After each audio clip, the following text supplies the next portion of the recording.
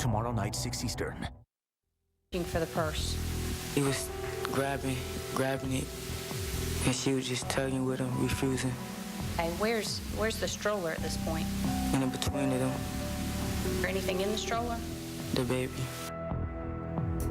That was 15-year-old Dominique Lang describing what happened the day he says his friend DeMarquise Elkins shot a baby in the face at point-blank range. He was subdued on the stand today. No real emotion from him as he recounted the gruesome killing of little Antonio Santiago, the baby murdered in his stroller in Brunswick, Georgia this past March. Susan Hendricks is in Marietta, Georgia, where the Elkins trial was moved because of all the publicity. Susan, how about today? What were the big moments today?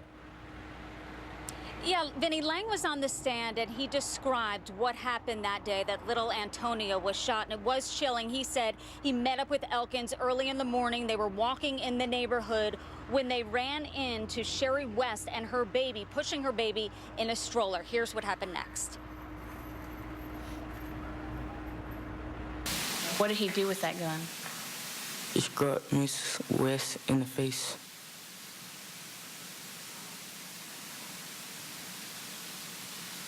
Struck Miss West in the face with what? The gun, and then he threatened the baby. Tell us how he threatened the baby. He counted down by 5 seconds. Go through that. He was like 5, 4, 3, then she stopped him. What did he do after she stopped him? He asked her for the purse again. And Lang says he saw Elkins fire 2 shots, and the third shot, of course, hit that little baby in the face. And Lang is saying he did not see that baby get shot. But Vinnie, on cross-examination, it was ugly. The defense attorney went after him and proved, because he admitted, that he is a liar. Listen here. And it's only after Nohili pushes you again that you finally say, yeah, I did see a shot. Isn't that right? Yes, sir. And you've already admitted earlier that when investigator Nohili pushes you, you will lie, haven't you? Some of the time. So at least some of the time you'll lie when you're pushed, right?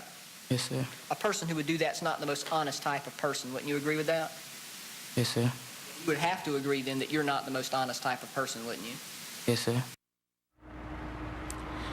So he got him to admit, Vinnie, that he lied not once, not twice, but 17 times during the investigation. This was supposed to be the star witness for the state. And of course, I saw the state kind of huddling together thinking, oh my gosh, what is happening here? Redirect was a little better, but I think now, of course, they need little Antonio's mother to get on the stand. We're expecting her on Monday to tell her story and to point out Elkins and say, if it's true, that is the guy that shot my baby. Absolutely, Susan. Monday, huge day in this case. Susan Hendricks, live at the courthouse. Thanks so much, Susan. Back to the legal dream team, and yeah, Mom is going to be the key witness here. She's got to come through. She's got to come across credibly, and I mean, she was there. She saw what happened. Well, luckily, this young man is not the only witness that can identify the defendant as the shooter. And juries do not like murders of children and law enforcement. I believe that if this defendant was over 18, we might be looking at a death penalty case. Well, and my goodness, when you look at the cross-examination of that young, small, immature witness, didn't look like a fair fight. And even though the defense lawyer got this young man to admit that he was a liar, that doesn't mean that a liar lies every time they open their mouth. And it almost looked, just from that piece that we saw there, he's being beaten into submission. And yes, he'll concede that he's a liar, but what is the defense going to do with that? Are they going to now put the gun in that kid's hands, in the mom's hands? That's the trouble. Well, maybe in the mom's hand. I mean, that's kind of what they said in the opening statement, John Phillips. They're pointing the finger at mom. They did, and living here in Jacksonville, we get the news coverage for Brunswick. It's just right down the road. There must be some crazy circle of bad water around Jacksonville. But, you know, when she first came out and she was talking about the loss of her baby, she referred to this baby as it. And there's all the life insurance stuff. And so on cross-examination, it's going to be fairly brutal.